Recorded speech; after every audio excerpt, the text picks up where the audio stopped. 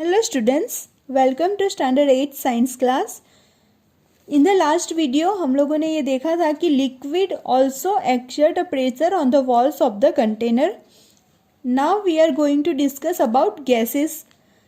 तो गैस की बात करें तो गैस भी जो है वो इतना ही प्रेशर लगाते हैं. एग्जाम्पल देखें तो when you inflate balloon, why do you have to close its mouth. जब हम कोई भी बलून को इन्फ्लेट करते हैं तब हमें क्यों उसका माउथ है वो क्लोज करना पड़ता है, क्योंकि सारी एयर जो है वो बाहर ना निकल जाए.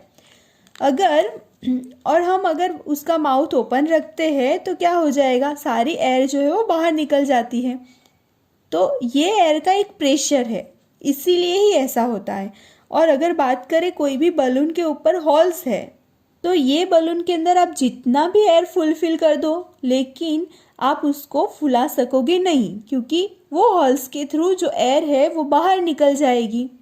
इसका मतलब क्या हुआ कि हम जो एयर फुलफिल कर रहे हैं वो हॉल्स के थ्रू निकल जा रही है, यानी कि हमने जो एयर फुलफिल किया है वो बलून की ऑल सरफेस के ऊपर प्रेशर लगा रहा है, इसीलिए ही ऐसा हो रहा है.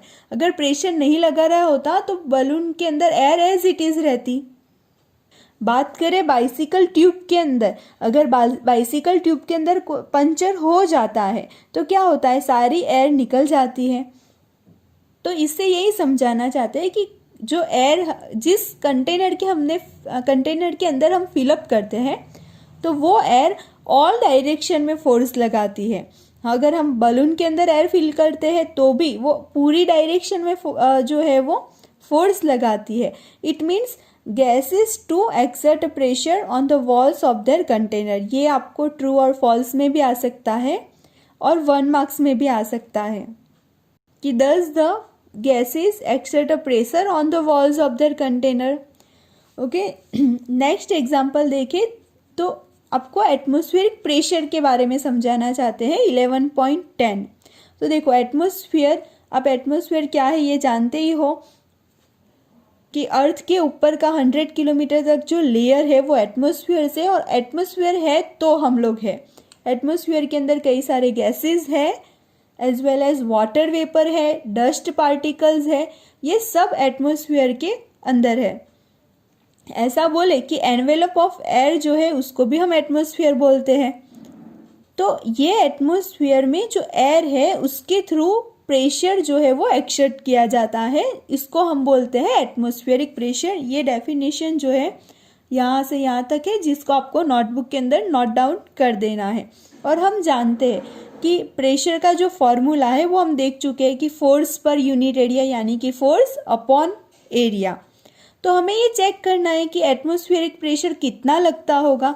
तो सपोज हमने इतना एरिया लिया है, इतना यूनिट एरिया मतलब हमने इतना एरिया जो है वो इमेजिन किया है. तो हमें ये चेक करना है कि इसमें एटमॉस्फेरिक यहाँ पे कितना लगता होगा एटमॉस्फेरिक प्रेशर. तो यहाँ पे फोर्स ऑफ ग्रेविटी के वजह से जो भी फोर्स लगता होगा वो एटमॉस्फेरिक प्रेशर के बराबर होगा.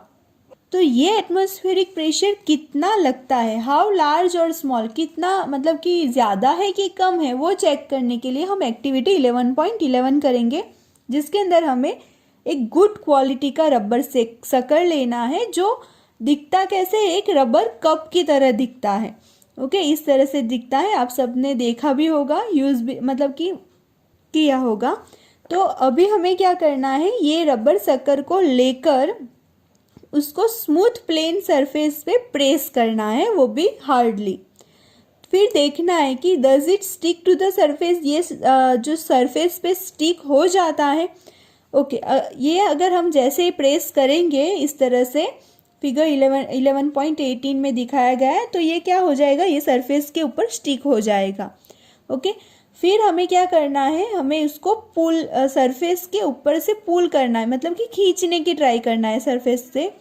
तो आप देखोगे कि यहाँ पे क्या है, जैसे कि हमने इसको प्रेस किया है तो प्लेन सरफेस और ये शक्कर के बीच में जो एयर था वो सारा मतलब निकल जाता है. जो एयर बचता है अंदर वो बहुत ही कम होता है या तो फिर नेग्लिजिबल होता है. और यहाँ पे आप जब उसको पुल आउट करना चाहोगे तो वो नहीं हो पाएगा. क्योंकि यहाँ पे अभी एयर, देखो दो सरफेस के बीच में एयर तो है ही नहीं, लेकिन यहाँ पे एटमॉस्फेयर प्रेशर लगा रहा है, इसीलिए आप उसको अगर पुल करना चाहते हो तो नहीं कर सकते हो। हाँ, आप अगर बहुत ही फोर्स से पुल आउट करते हो, बहुत ही जोर लगाकर उसको खींचते हो, तो वो फिर जो है वो अलग हो जाता है। तो आपको इस पे इतना प्रेशर लगाना पड़ेगा कि वो जो इस पे एटमॉस्फेरिक प्रेशर लगता है उससे ओवरकम हो, उससे ज़्यादा प्रेशर लगाओगे तब भी वो पुल हो सकेगा। तो इससे आपको आइडिया लगता है कि ये एटमॉस्फेरिक प्रेशर कितना लार्ज होता है। ओके, अगर हम बात करें कि कोई भी दो इस तरह का सरफेस, जो सर्कल है और सरफेस है, उसके बीच में हम ऐसा कुछ अरेंजमेंट करें कि यहाँ पे कोई भी अंदर जो एयर है वो कुछ भी रह ही नहीं पाए, पूरा वैकेंट ही रह जाए, तो कोई भी ह्यूमन बीइंग्स जो है वो उसको उतना प्रेशर नहीं लगा पाएगा कि वो उसको पुल आउट कर सकेगा।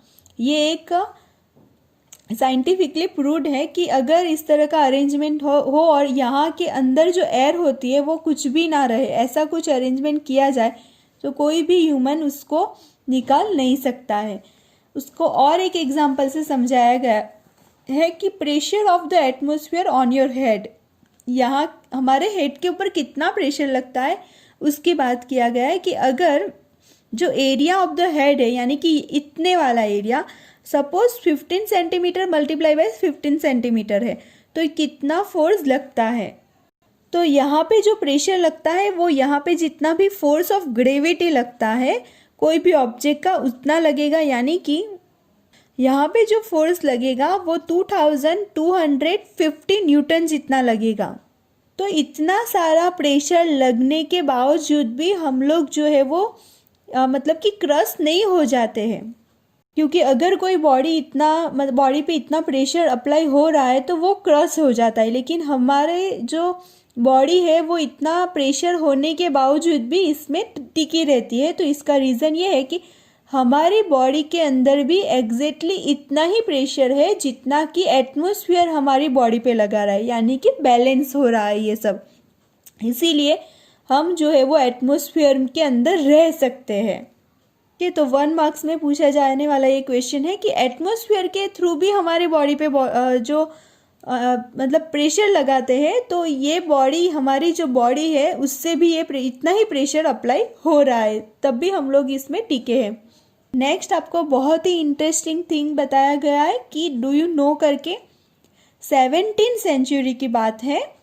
ऑटो वॉन ज्यूरेकी जो एक जर्मन साइंटिस्ट थे, तब की बात है, और तब उन्होंने जो है वो एक पंप इन्वेंट किया था जिससे कि कोई भी वेसल्स के अंदर से एयर को निकाला जा सके। ओके, उन्होंने ऐसा पंप ढूंढा था, वो टाइम की बात है, 17th सेंचुरी की बात है। और ये पंप से उन्होंने ये डेमोस्ट्रेट किया था कि एटमॉस्फेयर के थ्रू भी प्रेशर अप्लाइड होता है। तो उसके लिए उन्होंने एक एक्सपेरिमेंट किया था जिसके अंदर उन्होंने क्या किया कि 2 हॉलो मेटालिक हेमिस्फीयर लिए थे, ऐसे हाफ हाफ। फिर उन्होंने जो पंप इन्वेंट किया था ना, उससे ये दोनों को इस तरह से ज्वाइन कर सारी एयर जो है ना उसके अंदर वो निकाल दिया पहले तो। ओके, मतलब अभी ये जो पूरा गोला बन चुका है ना उसके अंदर कोई भी एयर नहीं है, एयर का जो अमाउंट है वो 0 है, कुछ भी एयर नहीं है। फिर उन्होंने क्या किया कि इसके साथ में इस तरह से जो डोरी है, मतलब कि रस्सी को बांध दिया, और उस पर उन्होंने 8 हॉर्सेस को इस तरह से बांध दिया था, और ये वाले हॉर्सेस इस तरह से फोर्स लगाएंगे और ये वाले हॉर्सेस इस तरह से फोर्स लगाएंगे। तो इतना फोर्स अप्लाइड होने के बावजूद भी ये हॉर्सेस और ये हेमिस्फीयर को अलग नहीं कर सके थे। तो इसका रीज़न क्या है? तो क्योंकि यहाँ पे एयर कुछ भी नहीं है, तो यहाँ पे एटमॉस्फेयर, उसके बाहर एटमॉस्फेयर प्रेशर जो है वो अप्लाइड हो रहा है, इसीलिए यहाँ पे जो है वो इसको अलग नहीं कर सके थे। तो इससे यही समझाना चाहते हैं कि एयर का प्रेशर बहुत ही ज़्यादा है। ओके स्टूडेंट्स, एक्सरसाइज का पीडीएफ मैंने सेंड किया है, जिसको आपको नोटबुक के अंदर नोट डाउन कर देना है। Thank you.